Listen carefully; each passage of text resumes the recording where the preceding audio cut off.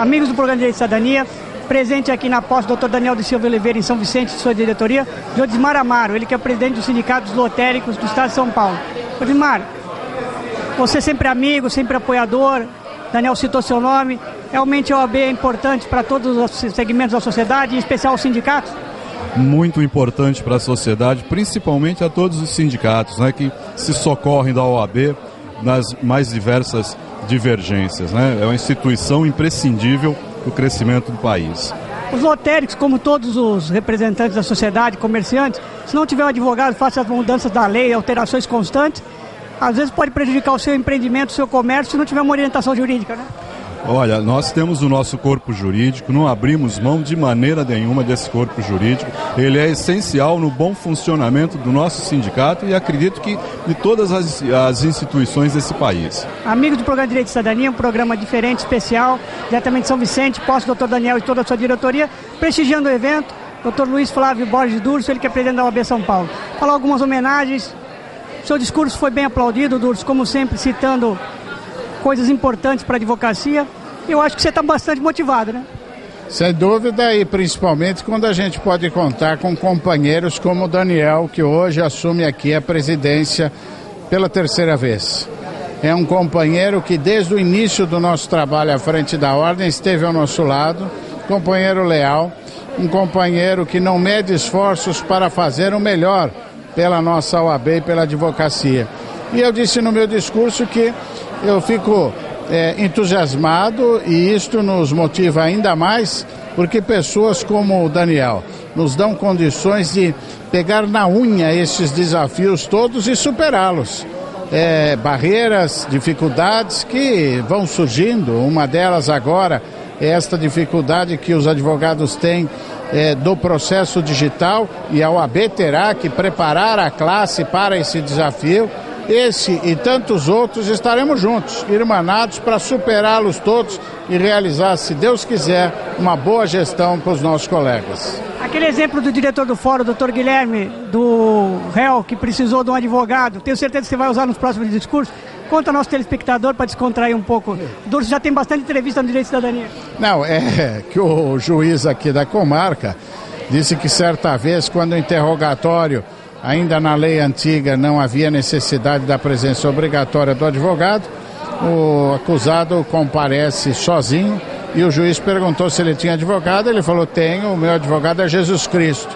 E aí o juiz esclareceu a ele que esse não tem inscrição na ordem, não podia funcionar ali naquele processo, mas sem dúvida nenhuma foi mais um momento para que pudéssemos nos confraternizar com a família forense, com o juiz, com o promotor, com aqueles que operam no dia a dia deste tribunal, deste fórum, nesta sala do Tribunal do Júri. Eu tenho defendido muito a instituição do Tribunal do Júri pela expressão democrática de uma justiça mais justa, mais próxima do cidadão, com menos condições de falhabilidade, por ser uma justiça mais espontânea, mais autêntica.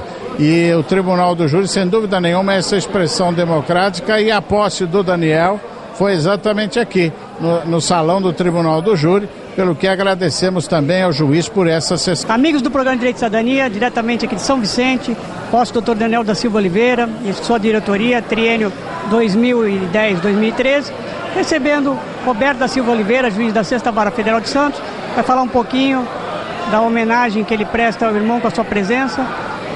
Realmente é uma satisfação ter na família um advogado?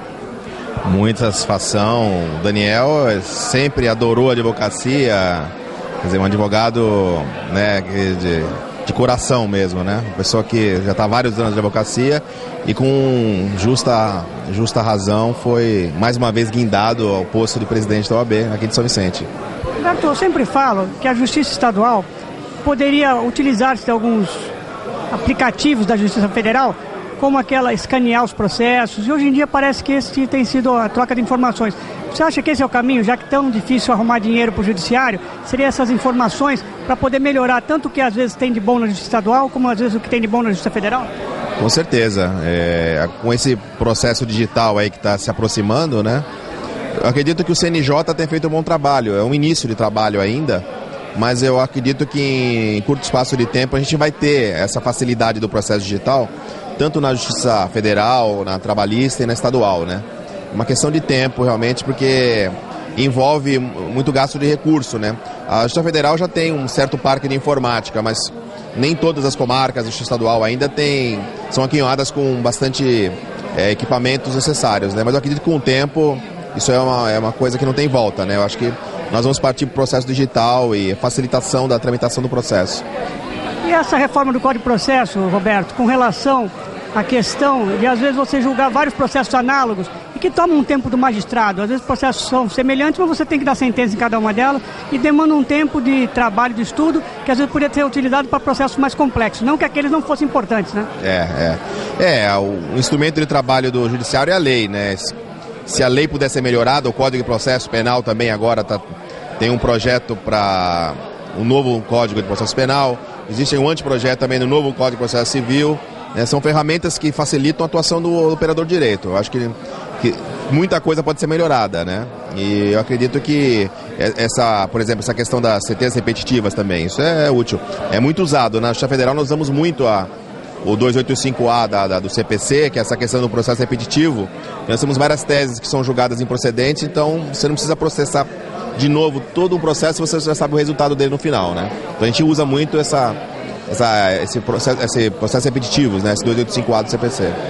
Roberto, a questão da Justiça Federal na questão da perícia, você acha que pode minimizar os problemas? Tem a curto prazo para tentar diminuir as marcações de perícia, os julgamentos, desses processos de pessoas, de idosos que têm prelação processual? Você acha que isso a curto prazo pode melhorar? Eu acho que pode melhorar, mas na Justiça Federal especificamente, nós estamos tendo um problema grave, que não há recursos, né, do orçamento disponíveis para pagar os peritos, né? Por exemplo, esse ano não tem verba para pagar os peritos durante o ano inteiro. Então é uma briga que a Justiça tem para tentar trazer esses recursos para poder remunerar os médicos, peritos que atuam. Então essa falta de pagamento, esse atraso, afasta o médico, o perito, né? Ele não quer fazer uma perícia que ele vai demorar muito para receber, que realmente tem direito de receber porque ele está prestando um serviço importante até, né? Então a briga agora do Poder Judiciário é conseguir esses recursos para poder remunerar o perito, já que a gente não tem, né, nos quadros da Justiça um perito que seja concursado, um funcionário público, né? A gente conta com os médicos mesmo particulares que acabam prestando esse serviço importante para a Justiça, né? Então o que falta mesmo atualmente é a questão de verba orçamentária, orçamento para pagamento. Acho que a Justiça do Trabalho sofre do mesmo problema. Realmente, às vezes, os médicos, peritos não querem fazer porque demora muito tempo e tem seu custo, o seu impressor, o seu escritório, o seu consultório e deixam de atender outras coisas para poder efetivamente receber alguma remuneração e quando não recebe fica difícil. Roberto é escritor, algum livro já em projeto, alguma coisa? Eu estou acabando de escrever a segunda edição do meu Competência Criminal da Justiça Federal, né, que saiu pela RT. Eu estou terminando, se Deus quiser, esse ano deve ter alguma novidade. Esperamos o convite para cobrir o lançamento do livro aí, como sempre fizemos, divulgando os livros do Roberto. Com certeza, com certeza.